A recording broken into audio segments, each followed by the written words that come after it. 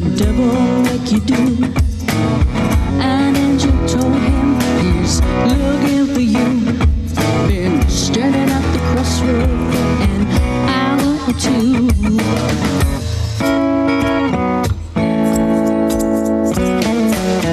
I hope that you fulfilled your speech.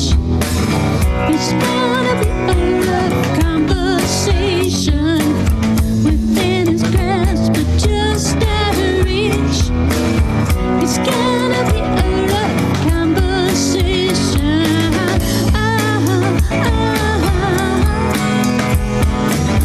It's gonna be a love conversation. Na, na, na, na, na, na. It's gonna be a love conversation. He knows it's all your fault. You're only sorry 'cause you got caught. You said he made you do it. You should never do that. I hope you fulfilled your speech. It's gonna be a rough conversation within his grasp, but just out of reach. It's gonna be a rough conversation.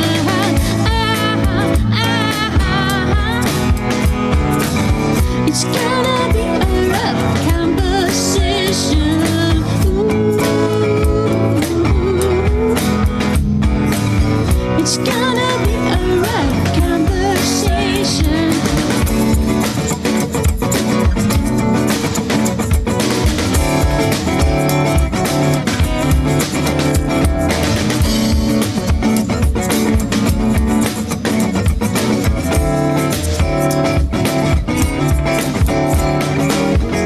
Every time a coward fails to do the right thing, the devil prevails.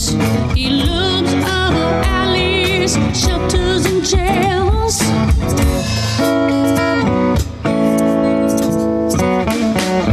I hope that you fulfilled your speech. It's gonna be a rough conversation within his grasp, just out of reach. It's gonna be a rough conversation.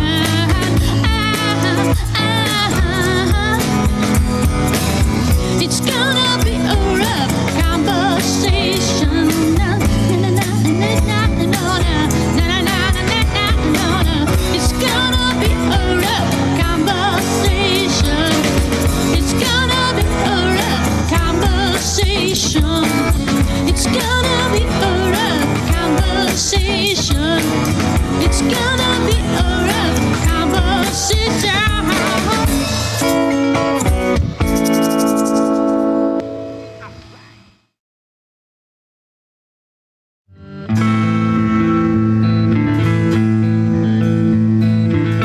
This is a tale of John, Toby, and old Ben. Ben's a grizzly in the hills, and eater of men. Roving up the scent through the chilling fog. A grizzly wanted love, sugar boy and his dog.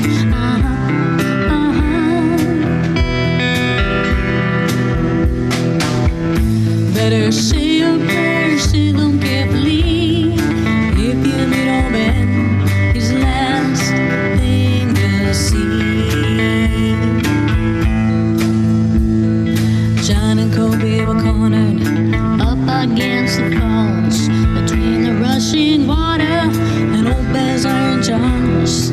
Toby jumped like grizzly, ready to hound, but old Ben was a monster and slammed him to the ground.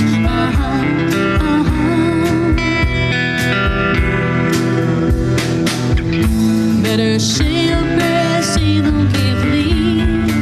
If you meet old Ben, he's the last thing you'll see. Johnny had a shotgun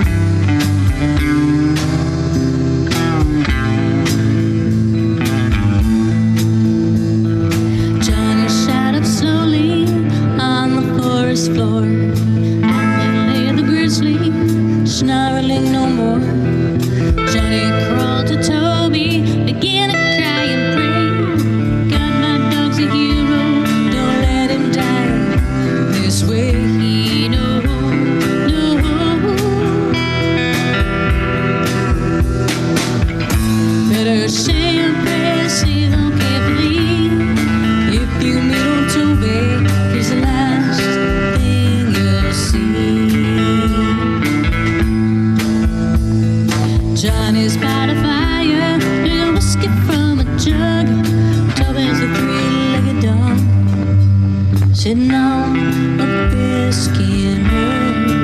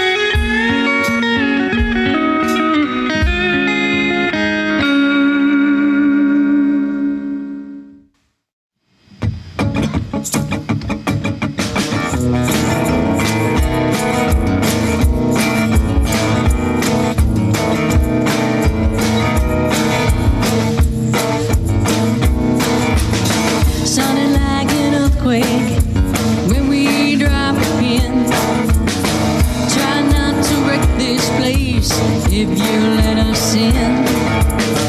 We don't mean the mischief that follows us around. We won't misbehave, promise to keep it down.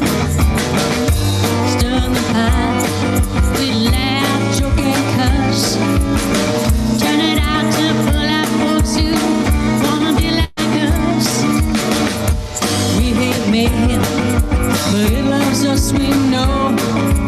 Causing pandemonium wherever we go.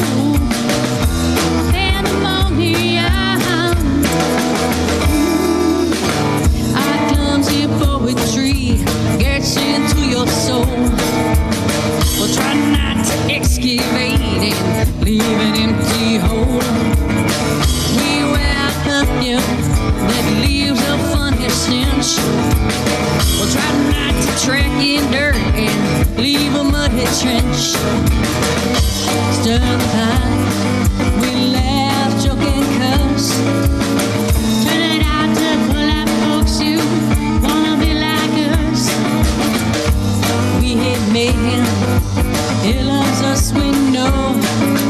Causing pandemonium wherever we go. Pandemonium.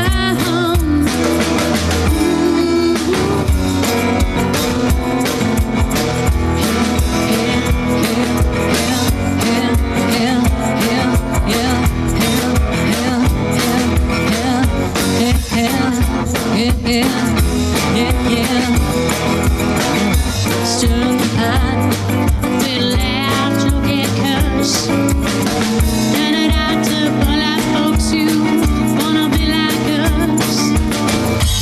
We hate mayhem, he loves us, we know. Causing pandemonium wherever we go. Pandemonium.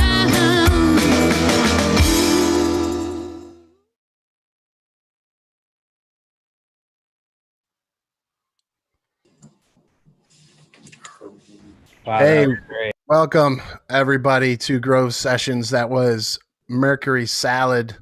Wonderful set, man. That was amazing. Sounded fantastic.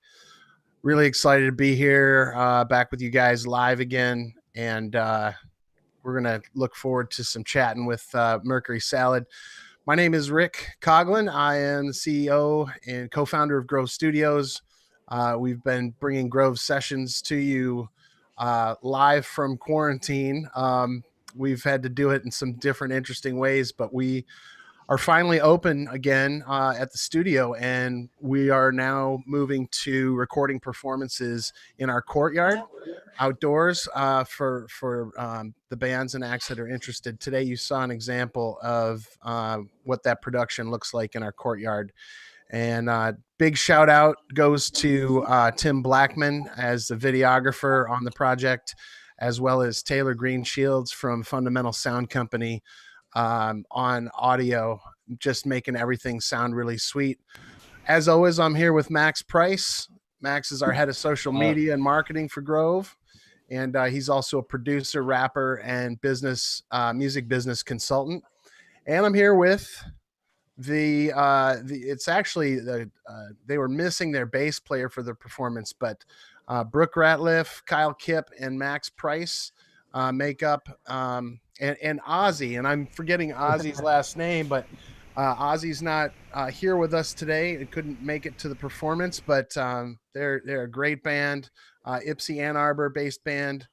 Acoustic, funky, twangy, folk rock, really gorgeous guitar playing and vocals, and a unique drum set from Kyle Kipp. So really excited to have you guys here. Thanks for taking the time to talk with us. Thank you. Yeah. Yeah. Good to see you. Beautiful day. Another one. We're really lucky to have this nice weather. I want to just launch right into it, you guys. What's everyone's sort of personal music backstory? And I think it, from a lyric standpoint and a front woman standpoint, makes sense to start with Brooke. Let's talk a little bit about music backstory. Like, take us way back. Like, when did you decide music was a thing that you were going to do? I had a couple of reboots. I started playing classical guitar when I was 15. And, so I just played classical music and I played flute. I didn't try to write a song or play in a band till I was 24. And I ended up in a band with my boyfriend and they didn't seem to get anything done, or they didn't get anything done that I could participate in. So then I just thought, you know what, I'm just going to do my own band thing. So I had my first incarnation, and I basically did Gothic techno music. I did not expect that to come out just now. That's pretty awesome. I didn't know that about you. Well, it gets weirder.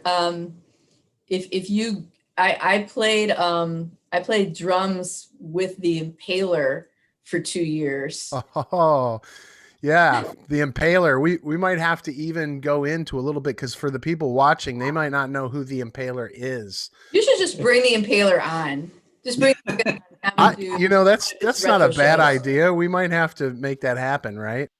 Yes. Of course, he doesn't drive, so I'm going to have to go pick him up and bring him, which is fine. He's a great guy, but yeah, he does not drive. But way back when, the Impaler, he would do rap songs about vampires, and that's all.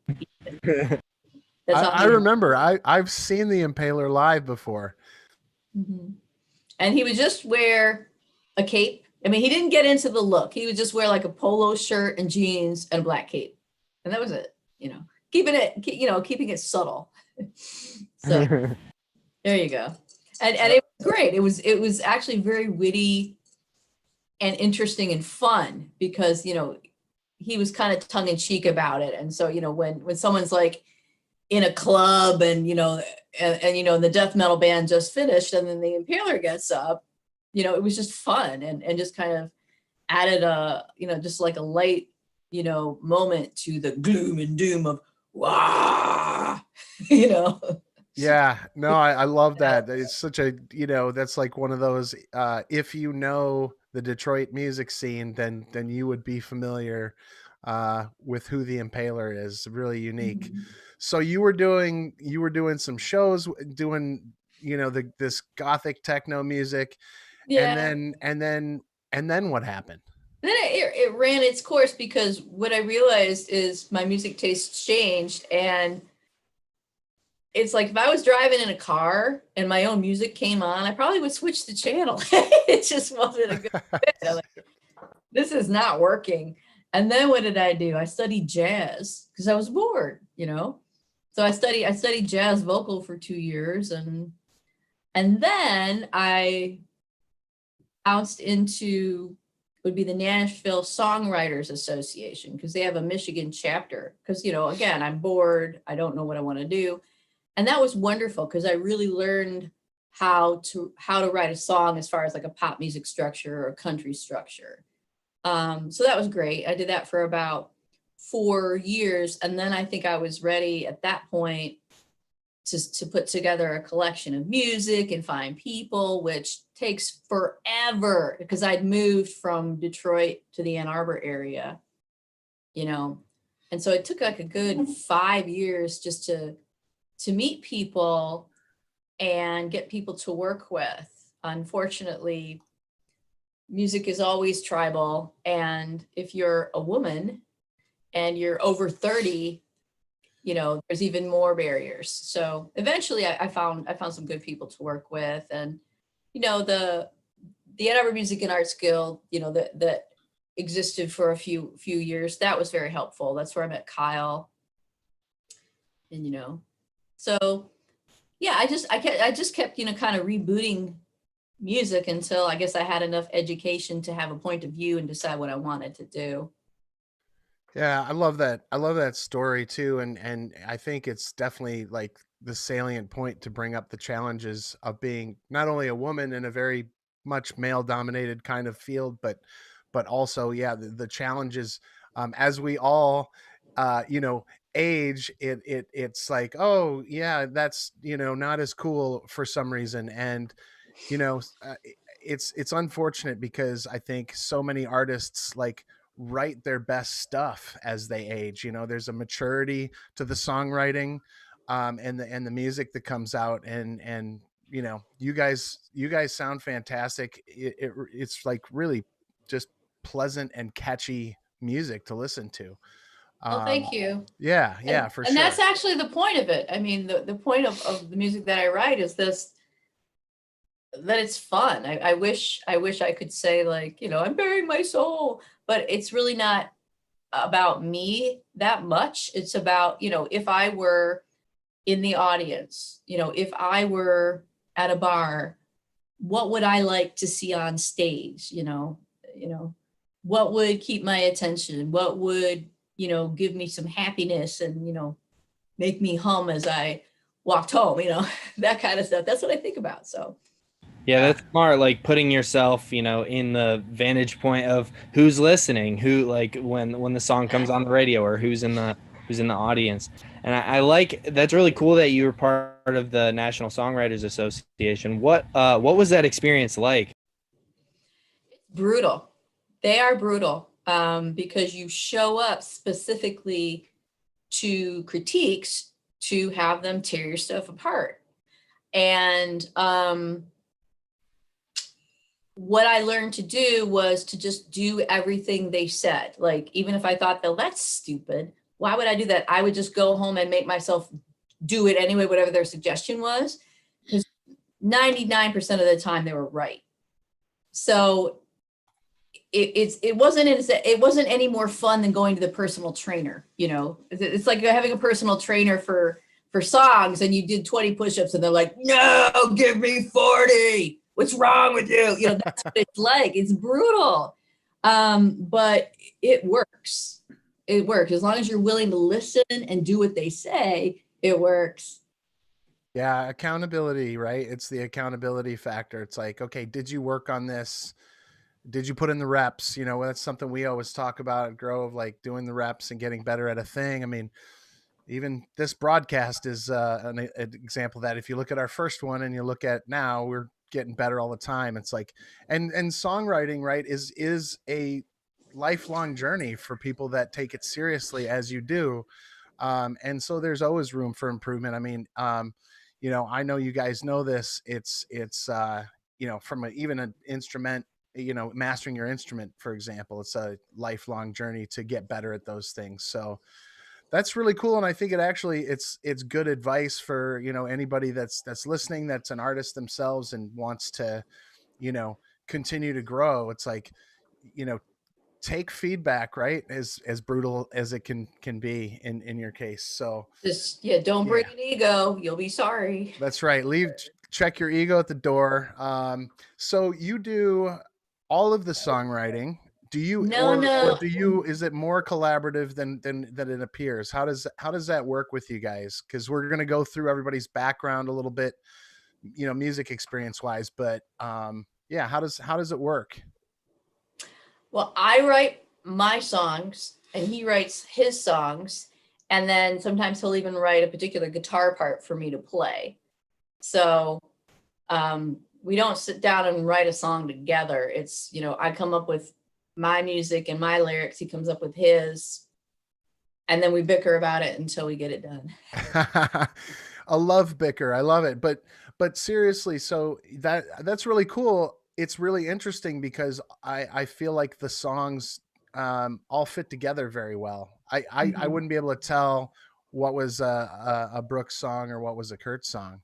So that's cool. Do you guys, from a musical backstory and influence wise, do you guys have a similar, influences? Or are you guys like miles apart in influence? Well, I think we do now. Cool.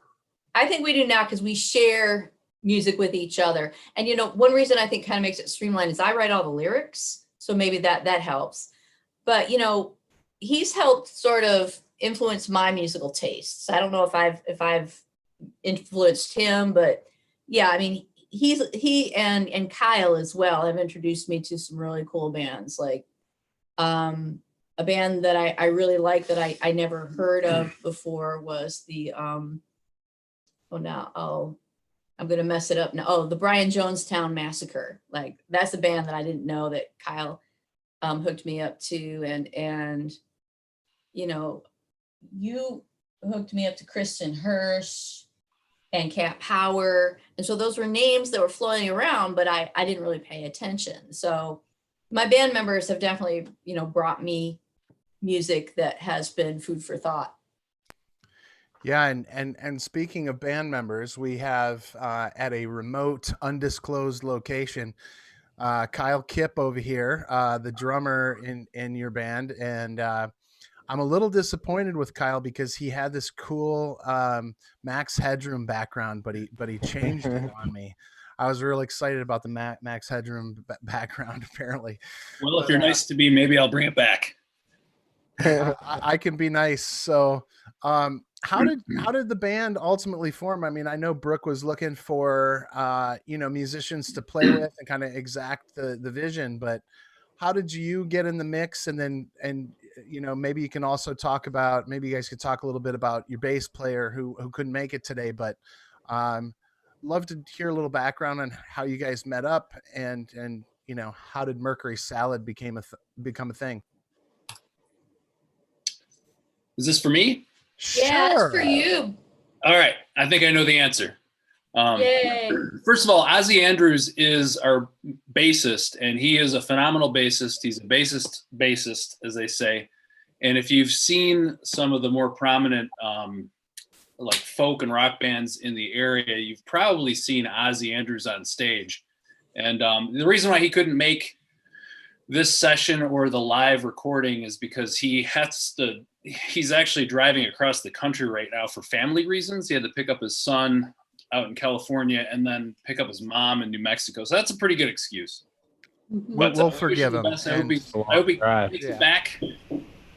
makes it back safely so we can all jam again. But so that's Ozzy's story. And then my story, I actually met Brooke and Kurt through the Music and Arts Guild that we were all involved in, and our bands had played shows together. And so we started collaborating, and we kind of became friends and collaborators in the music scene first. And when they needed a drummer, they asked me because they knew that I could drum good enough, I guess. And I thought, yeah, why not? We're all friends, and we respect each other as musicians and people, and we respect each other's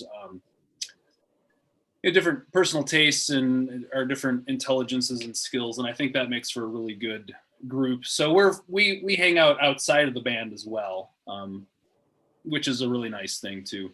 But I'm primarily a guitarist. I don't know if you want me to tell that story, but you can tell that story. Ozzy and Kyle both play in Black Jake and the Carnies. So yeah. So that's another cool thing about the band was Ozzy was already playing with Mercury Salad, so there was that connection there. And Ozzy and I had been playing for a few years in Black Jake and the Carnies, which is a local, I guess you call it like a punk bluegrass type of band. And so he and I, worked together there. And when Brooke asked me if I wanted to play some drums for the band, it all sounded like a perfect venture. So here I am. And it's been about 3 years now, 3.5 years since I've been in. Yeah. So time's flying. We're having fun. Yeah. How did you guys come up with the name? This weirdo here. He's always saying like weird stuff, and that just came out of his mouth. When you eat tuna, there's was some discussion or concern about tuna having too much mercury. So it's like, oh, so if you eat a tuna salad sandwich, you're really eating a Mercury Salad sandwich. Dropped the sandwich part and just called it Mercury Salad. Yeah, I think he had a couple of beers at one point. He just looked at me and was called the band Mercury Salad Sandwich to raise the awareness about tuna. I'm like, what? I love it. Yeah, let's do that because you know what? That name has built-in internet optimization. There's no absolutely. name. And the greatest band names have already been taken up, like Dr. Pizza, Butthole Surfers. I mean, those are taken. So what else? Those are... Ostrich tentacles. Kurt's mind in mysterious ways. I one that always comes to mind if we're talking about crazy band names is Hooba Stank, but great on the SEO. I know. Yeah. I think those guys regretted that one years later. It's hard to age into that one. You know what I mean? Because eventually whatever you choose, kind of sticks with you for a while. And so we already came up with the best band name of all time, but we're not going to use it, but anyone else can. It would be Q-Tip and the Orange Stain. Nice. Nice. I like that. I actually have one myself. If I could share, if we're talking about crazy band names, but I'm not a rockabilly guitar player. I would like to be and get better at that. But if I was in a rockabilly band, it would be Red Hot and the Bothers. And so, but Red would have 2 D's and 2 T's just to make it extra. That's good. Very good. I think so. And I'd wear a red suit, of course, because Red Hot has to wear a red suit and, slick my hair back or something just to get the whole rockabilly thing going. But Awesome. I appreciate your sense of humor. I mean, like I knew there was a little tongue in cheek going on just knowing you guys personally. So I appreciate the story. I mean, we talked a little bit about how you guys got together as a band. Kurt, you as the guitar player and co-songwriter, really from one guitar player to another, enjoy your guitar playing tremendously. Great tone came across in the recording as well. What's some of your musical background? Well, I kind of grew up blowing my brains out to the Who and eventually Stevie Ray Vaughan. Well, I got a David Bowie, who then I turned me on to Stevie Ray Vaughan, that turned me on to Hendrix, and then I kind of, that's what I was trying to play with cheap versions of Stratocasters. I didn't really have a lot of lessons, which I regret, incidentally. But then I got bored with guitar, and I think at some time I saw Patty Larkin at the Arc, so I got fired up about acoustic guitar. But I've just been kind of doing a mishmash of things, getting this instructional video from this person and that, and doing it at my leisure over decades. So, I mean, maybe if I'd had the lessons, I might be a little further along, or maybe I might have been a little sooner, but it's just, I guess for me, I'm never going to think about mastering the guitar. I'm just trying to be as creative with my own limitations. And that's what's been fun about being in a band, is trying to apply myself to, original music, because then I start to discover things that I wouldn't have discovered. And I just do what I can. And so the first songs you've ever written were for Mercury Salad, is that right?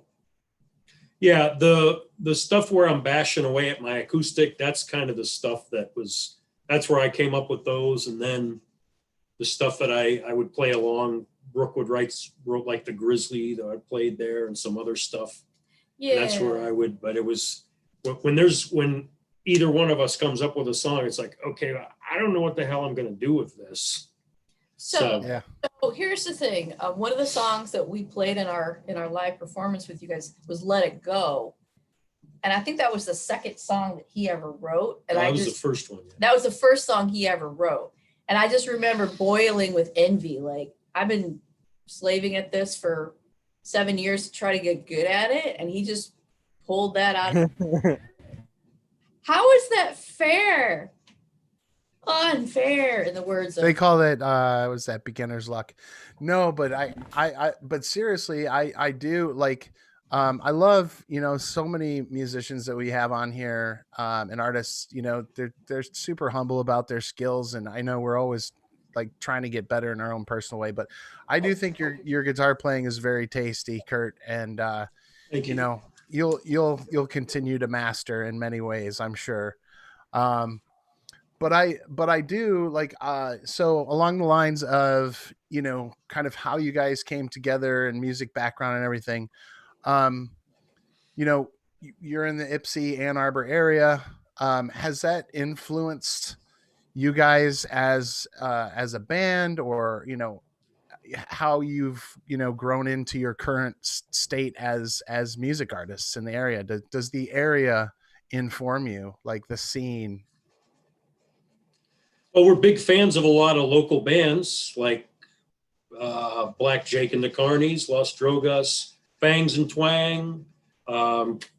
We listen to all of them. ZZ Vava, that's another band I really like, with the Whiskey Charmers. So bands like that. And we know quite a few people. Our bass player probably plays with 2 or 3 of them. So I don't know. We love the area, and we love going to see the venues and the bands that play. There's just a lot to enjoy, and we take a little inspiration from that, I think. Yeah, I mean, as far as my songwriting, yeah, I think in the beginning, it did kind of inform what I was doing. But then that kind of changed. I think when we do our 30p, which all the material is pretty much done, it's going to be a little different. So I guess I'm being less influenced by the area because I'm just feeling more confident about my own point of view. But It's awesome. It's just interesting though, because, you know, folk music is pretty much entrenched in Ann Arbor. Ypsi is a little more open. There's more of a wide range. Yeah. And, you know, if you drive to Detroit, it's still, you know, definitely a rock and roll town. So, you know, I'm glad we're here in Ypsi, where, you know, you can basically do whatever you want. That's true. Yeah. If you do it well, you're going to find a place to play. Especially great venues like Ziggy's, you know. Yeah, shout out Ziggy.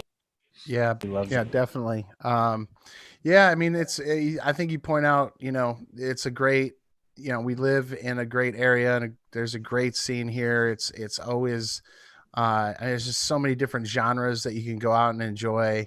And, you know, we're looking forward to being able to get the venues, you know, back up safely. And I know there's, you know, I know cities and municipalities are making plans to bring some of those performances, you know, outside, weather permitting. So I think we're all looking forward to getting back there. So, you know, you were talking about the project that you're currently working on, but you know, your first project was back in 2017, and then you had another project, right? Pandemonium. So you have a third project happening. But what was the process of the first project like? And then how, you know, have things changed from project to project? Because you did mention change. And you guys can all weigh in at any point on that conversation. Well, we started at Backseat Productions, which was Jim Roll's studio. And our drummer at the time was actually Billy Lalonde from Fangs and Twang. So he played and sang on that. And then in the middle of recording, we were actually the last band to come out of Backseat because Jim Roll was actually packing up as he's recording us. And actually we went and we helped him move. We felt it was in our best interest to get him settled as quickly as possible so he would finish our album. So he fortunately landed at Willis Sound. So our first album was recorded and mixed at Backseat Productions.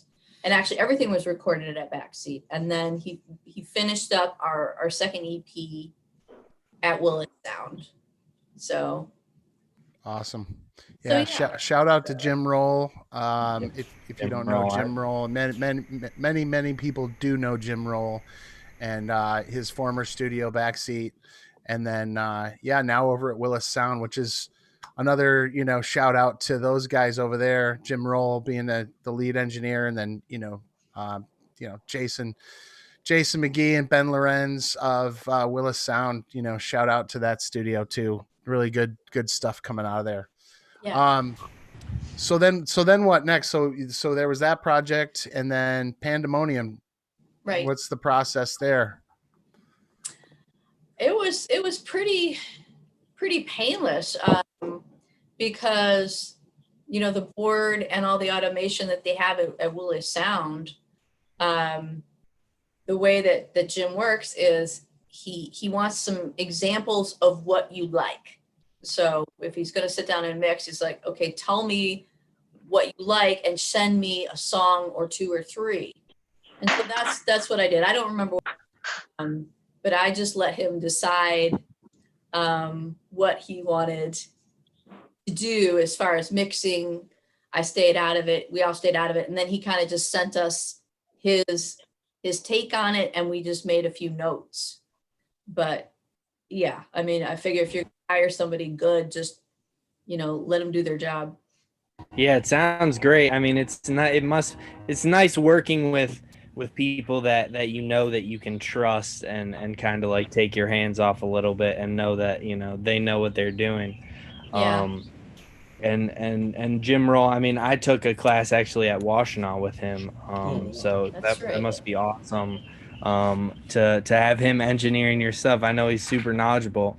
And you guys have made like such quality music. You guys have played great shows and gotten also some really legit write-ups from like local press and stuff.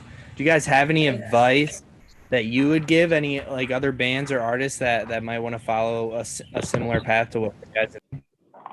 Gosh.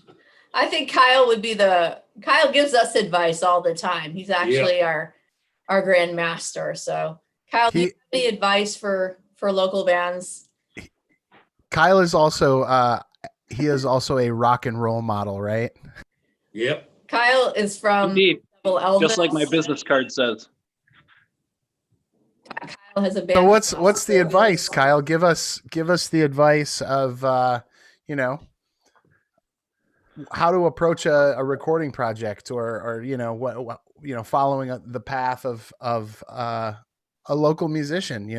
What are the things that you do? That's a really good question. I'm glad you asked that. That's a really big question. There's so many answers to that. I think every scene is different and every project is different, and you have to be willing to approach each situation in its own unique way. But I don't know. If you wanted me to write a textbook on what to do, I could probably do that, but not right now. We're gonna wait to see that on the Amazon list soon. Then you heard it here, folks. Officially, Kyle is working on a book. I guess the only advice I would have is like if the advice has to do with recording, you just shop around and you get references and you hear samples of everything. You usually get what you pay for. Don't go into a studio unless you've done all of the research so that you know what you're getting. It still will probably take longer and cost more than you think. So you need to be. That is facts right there. Yeah, I agree with that. In this day and age where pretty much anybody can record on the simplest devices, you have to really know what you want and what kind of quality you want to have, who you want to work with. But if you want me to answer that question you asked a couple minutes ago, I would have to say, you gotta be in the scene. You have to network and make friends with everybody and keep your ears open and don't pigeonhole yourself. So for example, in this little town that we live in, Ypsilanti, or at least it feels like a little town, but there's a lot of musicians and there's a lot of music happening, and you need to get out there and meet the people making the music and network with them, get to know the club owners and the people that are putting on the shows, and just be a really nice person and try to be helpful and get involved. And as you network and you get to know people, then you start to learn who's got the studios and you start to hear other people's recordings. And if you like the way their recordings sound and you think that could apply to what you're trying to record, then you're off to a good start. So I guess that's a bit of advice from me on this situation here. Great advice. Yeah, super solid. I think, and the community is really, whatever community that you're in is what it's all about, right? It's like, it's the music is an art, but it's also a business, and those who are successful, even on a local or regional level, I think do those things, right? And it's less about the business and it's more about people. I think business follows when good people are involved. So I think you guys are super right about all that stuff. We're kind of in a weird time now, but we are seeing things open back up. It was great to have you guys at the studio performing. It was a beautiful day. And, just curious, like, how did it feel? I know you guys have been rehearsing and being safe and responsible in your households, but like, what did it feel like when you guys finally were able to kind of get back together and say, oh, we're gonna do this? Because I think a lot of musicians are feeling a little on the fence. I mean, I'm following in social media, people are, you know, on the fence a little bit, rightfully so, right? But how did that feel for you guys, being able to, you know, kind of have it, even though there weren't really a lot of people there for the performance? What was that like for you guys? I think it was a nice way to ease back into it because there wasn't a lot of people there, because we weren't trying to cram into the back door of some bar and figure out where to park and shove our stuff up on a band stage or something. I mean, we want to get back to that, but this was a really nice way to kind of get back into it. I mean, we had plenty of room and plenty of time to set up. It was a beautiful day, and it was a gig, but it was very low pressure environment, and I enjoyed it. I was pretty happy with how everything turned out. Yeah, I agree. That's good. Yeah, I mean, I think we you make a good point. We want to thank you, Rick and Grove, for having us. We know you're trying to get this started, but I wanted to recommend any other band out there to, you know, definitely get a hold of Grove and take this opportunity, because you asked what it was like to play music again after 3 months of not doing that. And it was kind of weird, but once we set up and it was just like old times, it was really fun. We were surrounded by our friends at Grove, and it was really well done. The weather was beautiful, and it was a really cool thing. So you can see in the recording that it was high quality, and we were happy to be part of it. So if you're a local band, contact Grove, and maybe they'll have you on for your own recorded set. Appreciate that, man. Thank you. Thank you for the plug. We do appreciate that. It was a lot of fun, you know. I think live streaming is something that's not going away. It's been around for a while. People have been doing it. I think obviously the COVID situation made it a complete necessity. But I think for the foreseeable future, it's great to, you know, have content, and it's great to see live performances even when you can't otherwise make it. So the video will live, as people share it. And it turned out great. It was a great set. It was inspiring to have that time to like actually hear live music again.